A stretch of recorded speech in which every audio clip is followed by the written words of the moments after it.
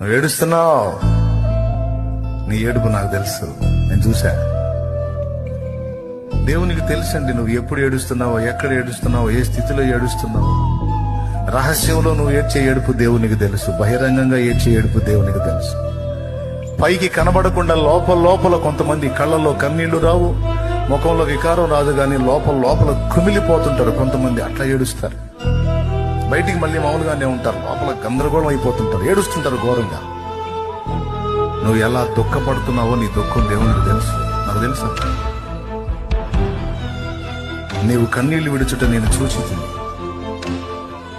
నీ ప్రార్థన అతి పెద్ద ప్రార్థన, పెద్ద శబ్దంతో చేసిన ప్రార్థన కాదు. ఏడుస్తూ ఏడుపులో నువ్వు వేడుకున్నా ఆ వేడుకోలు నేను విన్నా. నేను నిన్ను బాగు చేస్తా, బాగుపడవా.